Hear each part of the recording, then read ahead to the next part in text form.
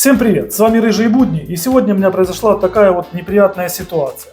Захотелось мне поджарить сырничков, и я купил вот такой вроде бы как красивый творог. Купил его в хорошем большом супермаркете. Когда я пришел домой и собрался жарить сырники, я его попробовал. По вкусу он оказался как обычная безвкусная туалетная бумага, что подвергло меня в шок.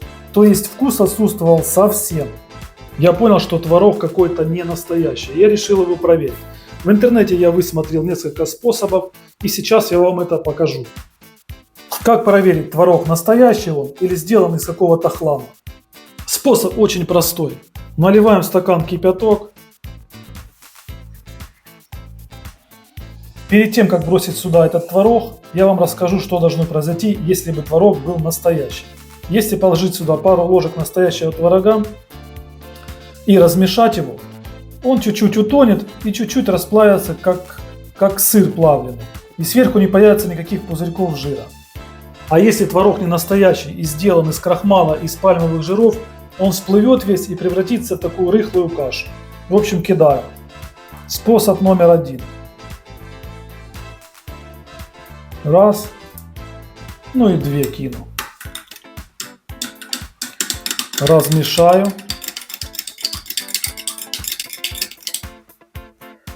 И дадим постоять 3-5 минут. Посмотрите, что произошло. Абсолютно весь творог всплыл. То есть это уже явно не творог. Какая-то жушка. Хотя я покупал в очень престижном магазине. Посмотрите, в хлопья. Превратился в хлопья. И на камеру не видно, но есть такие капельки жира. Никаких запахов молочного продукта и близко нету. Короче, полная, даже можно сказать больше, с творогом это чудо и близко не лежало. Сейчас покажу второй метод. Беру кусочек творога, уже не жалко, можно его весь выкидывать. И беру, капаю на него пару капель йода. Итак, в настоящем твороге йод не должен поменять свой цвет. Каким он был, таким он и останется. Нужно подождать чуть-чуть, дать 5 минут. Так, и пока мы ждем, еще один прикольчик покажу. Смотрите. Беру этот же самый первый эксперимент, где у меня кипяток с этим псевдотворогом.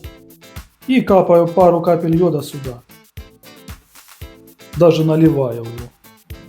Итак, смотрите, прошло 5 минут. Я не знаю, видно вам или нет.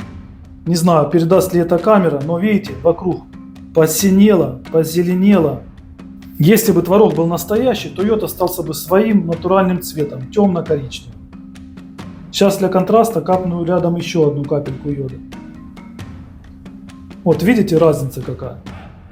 Видите, какая большая разница? Вот такое должно и остаться. Если бы творог был настоящий, такое должно и остаться. А разница, посмотрите какая. Так, и теперь посмотрите, что стало с кусочком.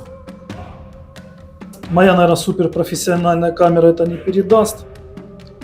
Такое ощущение, что на твороге вырос мох. И такого сине-зеленого цвета. Камера почему-то это не показывает. Вот смотрите, развалил этот кусочек, и внутри явный фиолетовый цвет. Это означает, что здесь много крахмала. Итак, приговор. То, что в кипятке всплыл творог и образовался в хлопья, это означает, что в нем очень много растительных жиров. А значит, этот творог к творогу не имеет никакого отношения. А то, что эта субстанция посинела, это означает, что в ней еще есть и крахмал. В итоге, что я имею? Полную шляпу, которую нужно выкинуть. Если вам понравился мой эксперимент, ставьте лайки, подписывайтесь на канал. Быть добру, всем пока. И пусть вам попадаются только настоящие продукты.